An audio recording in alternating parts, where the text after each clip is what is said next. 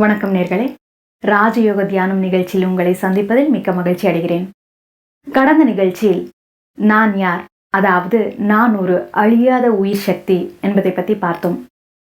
2 புருவங்களுக்கு மத்தியில் நான் வசித்து கொண்டு வருகிறேன் என்பதை பற்றி தெரிந்து கொண்டோம். அதைத் தொடர்ந்து இந்நிகழ்ச்சியில் இந்த உடலுக்கும் உயிருக்கும் இருக்கக்கூடிய தொடர்புகள் என்னென்ன, அது மட்டும் இல்ல மனம் என்றால் என்ன, இதை பற்றி விளக்கம் தருவதற்காக நம்முடன் இணைந்துள்ளார் ராஜயோகி பிரம்மாகுமார் சகோதரர் ஜெயக்குமார் அவர்கள். இவர் கடந்த 40 ஆண்டுகளாய் தன்னுடைய வாழ்க்கையை முழுமையாக இறை சேவையில் அர்ப்பணித்து உலக சேவை செய்து வருகிறார். தமிழகத்தின் மதுரை துணைமண்டலத்தின் பல்வேறு சேவை ஆற்றியிருக்கிறார். நேர்களே, உங்கள் சார்பில் அவரை வரவேற்கிறேன். வணக்கம். வணக்கம். ஓம் சாந்தி. ஓம் சாந்தி. கடந்த நிகழ்ச்சியில் நீங்கள் விளக்கம் கொடுத்தீங்க. நான் ஒரு அழியாத உயிர், 2 புருவங்களுக்கு மத்தியில் இருக்கேன் அப்படின்னு சொன்னீங்க. இந்த உயிருக்கும் உடலுக்கும் இருக்கக்கூடிய தொடர்புகள் என்னென்ன, இதை பற்றி கொஞ்சம் விளக்கம் தாங்களேன். வாழ்க்கை என்று சொல்லும்போது அந்த வாழ்க்கையை பயணம்னு பாடியிருக்கு. வாழ்க்கை பயணம். பயணம் என்று சொல்லும்போது அந்த பயணத்தில் முக்கியமாக வாகனம் மற்றும் வாகனத்தை ஓட்டக்கூடிய ஓட்டுநர், டிரைவர் 2 பேருமே இருந்தால் தான் பயணம் நம்ம செய்ய முடியும். ஸோ 2 பேர் மேலேயும் கவனம் அவசியம் தேவை. வாகனம் ரொம்ப நல்லா இருக்குது, ஆனால் அதை ஓட்டக்கூடிய ஓட்டுநர், டிரைவர் ஓய்வே எடுக்காமல் தூக்க நிலையிலிருந்து அந்த வாகனத்தை ஓட்டினார்னா நிச்சயமாக விபத்துக்கு உள்ளாகும். நாம் சேரக்கூடிய இடத்தை, நாம் இலக்கை அடைய முடியாது. அல்லது வாகனம் நன்றாக இருக்கின்றது, அதை ஓட்டக்கூடிய ஓட்டுநர் குடி போதையில் இருக்கின்றார் என்றாலும் அவர் சரியாக ஓட்ட முடியாது. சில நேரத்தில் டிரைவர் நன்றாக இருக்கலாம், ஆனால் அந்த வாகனம் பிரேக் இல்லாமல் இருக்கலாம், அல்லது அந்த வாகனத்தில் ஏதாவது ஒரு கோளாறுகள் இருக்கலாம். அப்போதும் நாம் அந்த பயணத்தை செய்வதில் ஒரு பயம்தான் இருக்கும். நாம் போய் சேரக்கூடிய இலக்கை அடைய முடியுமா என்ற ஒரு கேள்வி மனதில் இருக்கும். ஆக பயணத்தில் வாகனம் என்பதும் மிக அவசியம். அதை ஓட்டக்கூடிய ஓட்டுநரும் மிக நன்றாக இருக்க வேண்டும். அதேபோல் இந்த வாழ்க்கை பயணத்தை நாம் பார்க்கும்போது இந்த வாழ்க்கை பயணத்தில் உடல் என்பது ஒரு வாகனத்துக்கு சமமாக குறிப்பிடப்படுகின்றது. இந்த உடல் என்ற வாகனத்தை ஓட்டக்கூடிய டிரைவர் ஆத்மா. ஆக ஆத்மா என்ற டிரைவர் விழிப்புணர்ச்சி நிலையோடு ஒரு உயர்ந்த தன்மையில் இருந்தால்தான் இந்த வாகனத்தை நன்றாக அவர் ஓட்டி செல்ல முடியும். ஆகவே கார் என்பது இந்த உடலை குறிப்பிடப்படுகின்றது, டிரைவர் என்று ஆத்மாவை குறிப்பிடப்படுகின்றது. மேலும் இந்த உடலை கோவில் என்றும் வர்ணித்துள்ளார்கள், மகிமை பாடி. உடல் ஒரு கோவில். இந்த உடல் என்பது ஒரு கோவில் என்றால் இந்த உடலுக்குள் ஆத்மா என்ற ஒரு மூர்த்தி வசிக்கின்றது. மூர்த்தி எந்த அளவுக்கு குணங்கள் நிறைந்ததாக, சக்தி நிறைந்ததாக இருக்குமோ அப்போதுதான் அந்த கோவிலுக்கும் மதிப்பு இருக்கும், மகிமை. மேலும் இந்த உடலை ஒரு வீடு என்றும் கூறப்பட்டிருக்கின்றது. இந்த வீட்டுக்குள் ஆத்மா என்ற ஒரு சைத்தன்ய சக்தி வாழ்ந்து கொண்டிருக்கின்றது. இந்த உலகத்தை ஒரு நாடகம் என்றும் இந்த நாடகத்தில் நாம் எல்லாம் நடிகர்கள் என்றும் கூறியுள்ளார்கள். ஆக இதில் நடிகன் யார் என்றால் ஆத்மா. ஆத்மா என்ற நடிகன் இந்த உடல் என்ற வேஷத்தை அணிந்து கொண்டு இந்த உலக நாடகத்தில் நடித்து கொண்டிருக்கின்றோம். உடல் என்பது 5 தத்துவத்தினால் செய்யப்பட்ட ஒரு கருவி, பொம்மை, ஜடமானது. ஆனால் ஆத்மா உணர்வுள்ளது, சைத்தன்யமானது. ஆத்மா 5 தத்துவங்களுக்கும் அப்பாற்பட்டது, அழிவற்றது. ஆகவே கீதையில் கூறியுள்ளார்கள், ஆத்மாவை நீராலும் நெருப்பாலும் கத்தியாலும் துண்டிக்க முடியாது, அழிக்க முடியாது என்று வர்ணனை செய்துள்ளார்கள். ஆக உடல் என்ற ஒரு ஜடமான கருவியை ஆத்மா என்ற சைத்தன்ய சக்தி தான் இயக்குகின்றது. உடல் தனித்திருந்தாலோ ஆத்மா தனித்திருந்தாலோ ஒன்றும் செய்ய இயலாது. ஆத்மாவும் உடலும் இணைந்தால்தான் நாம் செயல்களை செய்ய முடியும்.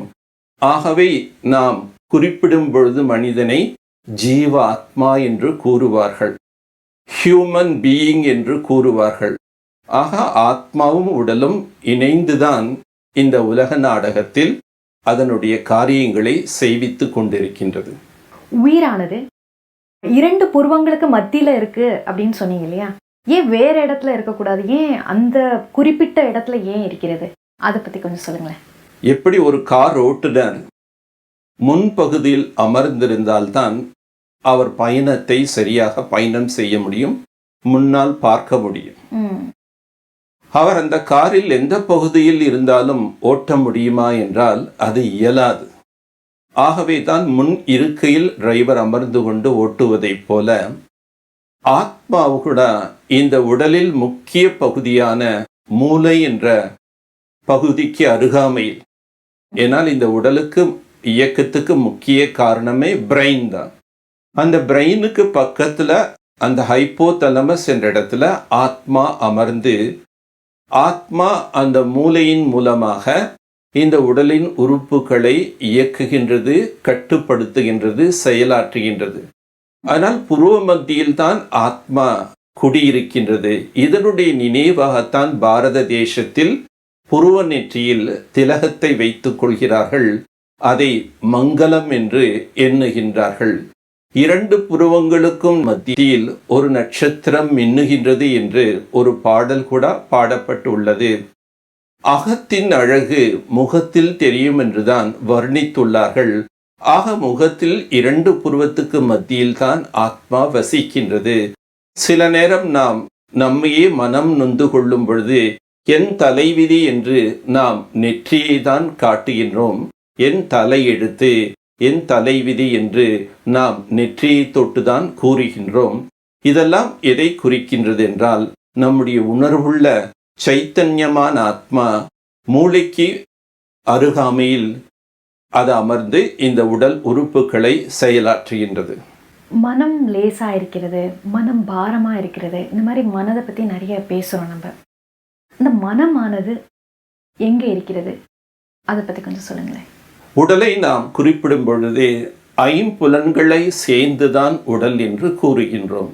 கண், காது, மூக்கு, வாய், கால், கை, இந்த புலன்கள் அனைத்தும் சேர்ந்து உடல் என்று கூறுவது போல ஆத்மா என்ற ஒரு சக்தி அதி சூக்ஷ்மமானது, கண்ணுக்கு புலன்படாது.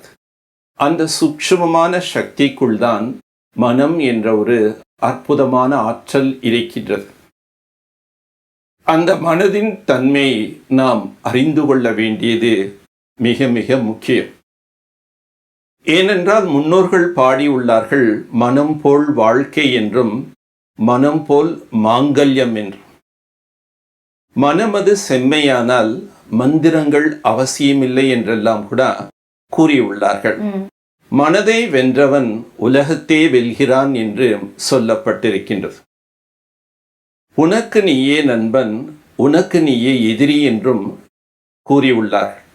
இதெல்லாம் மனதின் மகத்துவத்தை எடுத்துரைத்துள்ளார்கள்.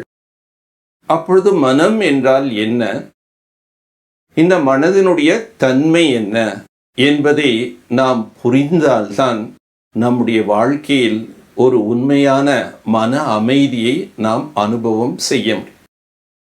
இன்று மனிதன் அறிவியல் மூலமாக இயற்கையை வென்றுவிட்டான். ஆனால் அவன் தன் மனதை வென்றுவிட்டானா என்று பார்க்கும் பொழுது அது கேள்விக்குறியாகத்தான் இருக்கின்றது.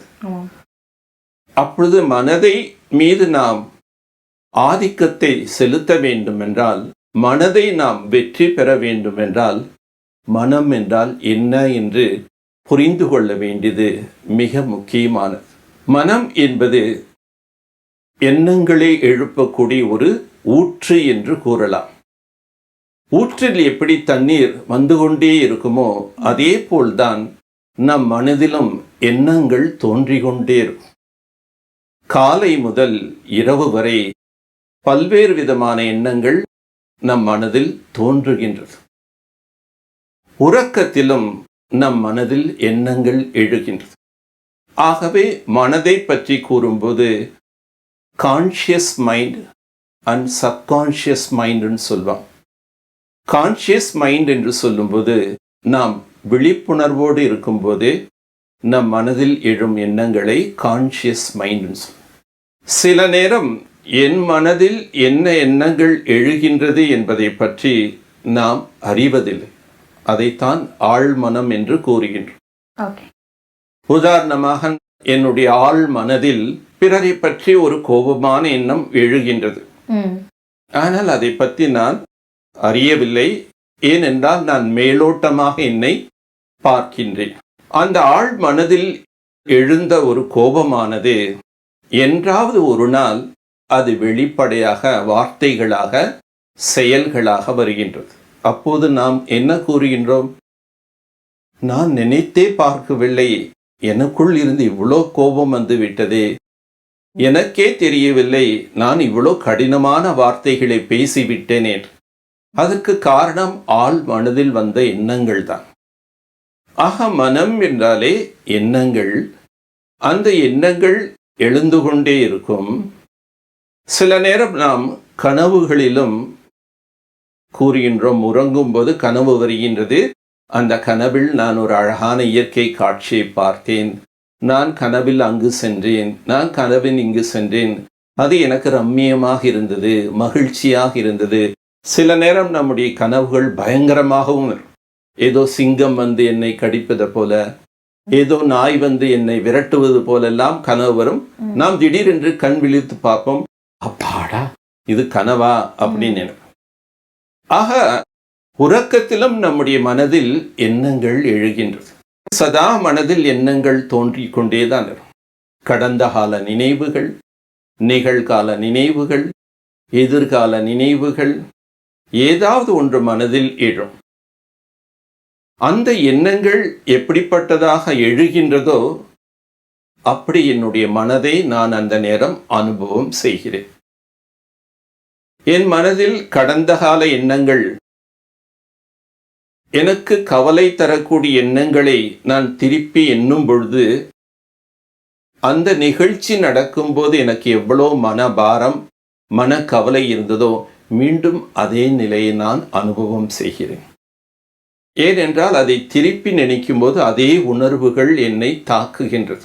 அல்லது ஒரு நல்ல எண்ணங்களை நான் எண்ணும் பொழுது என் மனசு மிக லேசாக இருக்கின்றது, என் மனம் மிகவும் மகிழ்ச்சியாக இருக்கின்றது என்று கூறுகின்றோம். அதனால் எண்ணங்கள் எவ்வாறு எழுகின்றதோ அதுபோல் என் மனதை நான் அனுபவம் செய்கிறேன். துக்கத்திற்கும் சுகத்திற்கும் மூல காரணம் என் மனதில் எழும் எண்ணங்கள் தான். மனிதர்களோ சூழ்நிலைகளோ சம்பவங்களோ கிடையாது, என் மனதில் எழும் எண்ணம் தான். உதாரணமாக ஒரு நிகழ்ச்சியை நான் கூற விரும்புகின்றேன். ஒரு மனிதன் 5 ஸ்டார் ஹோட்டல் அமர்ந்து அவருக்கு விருப்பமான உணவுகளை உண்ணுகின்றான். அப்பொழுது அவனுக்கு மகிழ்ச்சியை தரக்கூடிய ரம்மியமான ஒரு சூழ்நிலையாக இருந்தது. அந்த ஹோட்டலில் அவன் பல நண்பர்களோடு சேர்ந்து மிகுந்த மகிழ்ச்சியோடு பாடலை ரசித்து கொண்டு உணவு உட்கொண்டிருந்தான். சில நிமிடங்களில் அவருக்கு ஒரு செய்தி வருகின்றது. தன்னுடைய நெருங்கிய நண்பன் ஹார்ட் அட்டாக்கில் இறந்து விட்டார் என்ற ஒரு செய்தி வருகின்றது.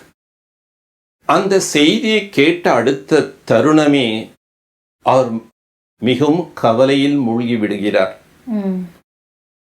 அதே நண்பர்கள் சுற்றி இருக்கிறார்கள், அதே உணவு, அதே இன்னிசை, அதே சூழ்நிலை எல்லாம் இருந்தாலும் அவர் மனம் மிகவும் துக்கப்படுகின்றது. ஏனென்றால் அவருடைய மனதில் என்னுடைய நெருங்கிய நண்பன் ஹார்ட் அட்டாக்கில் இறந்து விட்டான் என்ற அந்த செய்தி அந்த மனதில் எண்ணங்கள் தோன்றி அவருக்கு துக்கத்தை ஏற்படுத்துகின்றது. ஆக எப்படி எண்ணங்களோ அப்படித்தான் என்னுடைய மனம் சூழ்நிலைக்கேற்றாற் போல மாறிவிடுகின்றது. இப்படி மனம் சதா எண்ணங்களை எழுப்பக்கூடிய ஒரு காரணத்தினால்தான் மனதை ஒரு குரங்கு என்று கூறியுள்ளார்கள். மனம் ஒரு குரங்கு, மனம் ஒரு கோவில், மனம் ஒரு சைத்தான் என்றெல்லாம் வர்ணித்துள்ளார்கள். நல்ல எண்ணங்களை உருவாக்கக்கூடியவர்களை ஒரு மென்மையான உள்ளம் படைத்தவர்கள், மனம் படைத்தவர்கள் என்று கூறுகின்றோம். யாருடைய மனதில் ஆவேசம், கோபம், பொறாமை போன்ற எண்ணங்கள், பழி வாங்கக்கூடிய எண்ணங்கள் எழுப்புகின்றார்களோ அவர்களை சொல்லும்போது அவர்கள் கல் நெஞ்சக்காரர்கள், கல் மனதாக இருக்கின்றார்கள் என்றெல்லாம் கூறுகின்றோம். ஏனென்றால் அவர்களிடம் கருணை நிறைந்த எண்ணமோ, மன்னிக்கக்கூடிய எண்ணமோ, அன்பான எண்ணமோ உருவாகுவதில்லை. ஆகவே அவர்களை கல் மனம் படைத்தவர்கள் என்று கூறப்படுகிறார்கள். ஆக எண்ணங்களை பொறுத்துதான் கல்மனம் என்றும், மனம் ஒரு கோவில் என்றும், மனம் ஒரு மென்மையானது என்றும் வர்ணனை செய்துள்ளார்கள். ஆதலால் எண்ணங்கள் எப்படி தோன்றுகின்றதோ அதே போல் நம்முடைய வாழ்க்கையும் ஆகிவிடும். ஆகவே முன்னோர் கூறியுள்ளார்கள், எண்ணம் போல் வாழ்க்கை என்று. நாம் நல்ல எண்ணங்கள் செய்தால் நம் வாழ்க்கை நல்ல வாழ்க்கையாக மாறிவிடும். ஏனென்றால் எண்ணங்கள் தான் சொல்லாக, செயலாக, பழக்கமாக, விதியாக, பிராப்தியாக மாறுகின்றது. ஒவ்வொரு எண்ணங்களும் அது சொல் செயலாக மாறுகின்றது. அந்த செயல்களுக்குண்டான பலன் நாம் மீண்டும் அனுபவிக்கின்றோம். எவ்வாறு ஒரு விதையிலிருந்து ஒரு விருட்சம் உருவாகி பல கனிகள் வருகின்றதோ அதே போல் ஒரு எண்ணம்தான் விதையாக இருக்கின்றது. அதன் மூலமாகத்தான் நாம் வாழ்க்கையில் அனைத்தையும் அனுபவம் செய்கின்றோம். எனக்கு துக்கம் அடைவதற்கு காரணம், நான் சுகம் அடைவதற்கு காரணம் என்னுடைய எண்ணங்கள் தான். ஆகவே தான் கூறியுள்ளார்கள், எண்ணம் போல் வாழ்க்கை, மனம் போல் வாழ்க்கை என்று கூறியுள்ளார்கள். அந்த மனதை குரங்கு என்றும் கூறியுள்ளதன் காரணம் என்னவென்றால், நாம் ஒரு நிமிடம் கூட நம்மால் இன்று அமைதியாக இருக்க முடியவில்லை. அமைதியாக இருக்க வேண்டும் என்று நான் விரும்பினாலும் என்னுடைய மனம் தாவிக்கொண்டே இருக்கின்றது. கடந்த காலத்தை பற்றி, நிகழ்காலத்தை பற்றி, எதிர்காலத்தை பற்றி, தன்னை பற்றி, பிறரை பற்றி ஏதாவது ஒரு சிந்தனைகள் என் மனதில் வந்து கொண்டே இருக்கின்றது. ஆதலால் அதை குரங்கு என்று கூறியுள்ளார்கள். வெறும் குரங்கு மட்டுமல்ல, இன்று மனமானது தேல் கடித்த குரங்கு போல் உள்ளது என்று கூறியுள்ளார்கள். ஒரு தேல் குரங்கை கடித்துவிட்டால் அது மிகவும் துள்ளி தாவுமா. அதுபோல் இன்று மனமானது துள்ளி தாவிக்கொண்டே இருக்கின்றது. மனோ தத்துவ டாக்டர்கள் கூறுகின்றார்கள், ஒரு நிமிடத்திற்கு 24 எண்ணங்கள் எழுந்தால் அது சீரான மனநிலை என்று. ஆனால் இன்று பார்த்தால் ஒரு நிமிடத்தில் 40, 50, 60 என்று எண்ணங்களுடைய வேகம் அதிகரித்து விட்டது. எண்ணங்களுடைய தரம் குறைந்து விட்டது. எண்ணங்களுடைய வேகம் அதிகரித்து அதனுடைய தரம் குறைந்து விட்டதால் இன்று அனைவருக்கும் மன அழுத்தங்கள் அதிகரித்து விட்டது. திருக்குறளிலும் அழகாக கூறியுள்ளார், பீலி பெய் சாக்காடும் அச்சிறு பண்டம் சால மிகுத்து பெயினிர். மயில் இறகுகள் தான், அது மிகவும் லேசானது தான். ஆனால் அந்த லேசான மயில் இறகுகளையே ஒரு வண்டியில் அளவுக்கு மீறி ஏற்றும் போது அந்த அச்சாணி முறிந்துவிடும் என்று இக்குறளில் கூறப்பட்டுள்ளது. அதே போல்தான் மனதில் நாம் பல எண்ணங்களை என்ன செய்கின்றோம் என்றால் அதை அப்படி ஹோல்டு செய்கிறோம், பிடித்து கொள்கிறோம். எப்படி ஒரு பொருள், இந்த லேசான ஒரு பூங்கொத்தை நீங்கள் கையில் வைத்து கொண்டீர்கள் என்றால் சிறிது நேரம் வரை உங்களுக்கு ஒன்றும் தெரியாது, ஏனென்றால் அது வெயிட்லெஸ். ஆனால் அந்த பூங்கொத்தை நீங்கள் கையிலே வைத்து கொண்டிருந்தால் சற்று நேரம் போக போக போக மெதுவாக உங்கள் கை வலி ஆரம்பமாகிவிடும். ஏனென்றால் நீங்கள் அதை ஹோல்டு செய்து வைத்திருக்கின்றீர்கள். அதே போல் நம்முடைய மனதில் கூட பல நிகழ்ச்சிகளை நாம் பிடித்து வைத்துக் கொள்கிறோம். அதை பற்றியே மீண்டும் மீண்டும் நாம் சிந்திக்கின்றோம். இப்படி ஆகிவிட்டது, இப்படி ஆகிவிட்டது, இப்படி ஆகிவிட்டது.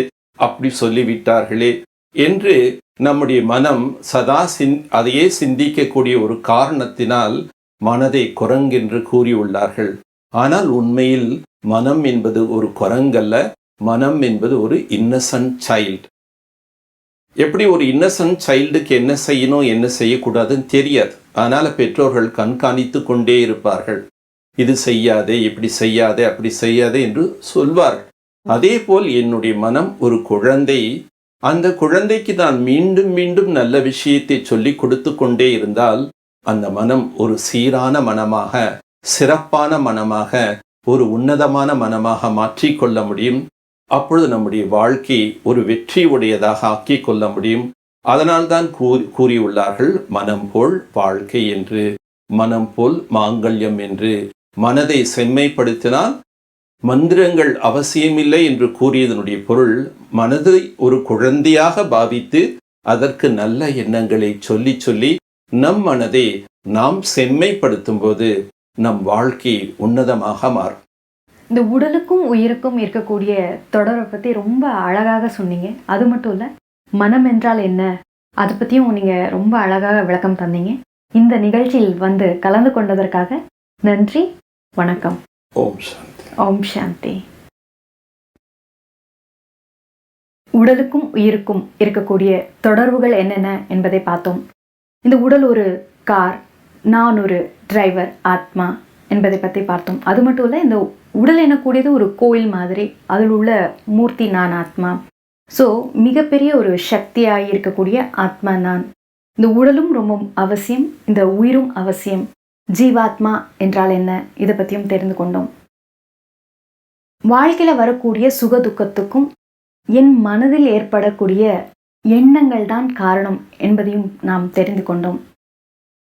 இதைத் தொடர்ந்து அடுத்த நிகழ்ச்சியில் உங்களை சந்திக்கும் வரை நன்றி கூறி விடைபெறுகிறேன். வணக்கம். ஓம் சாந்தி.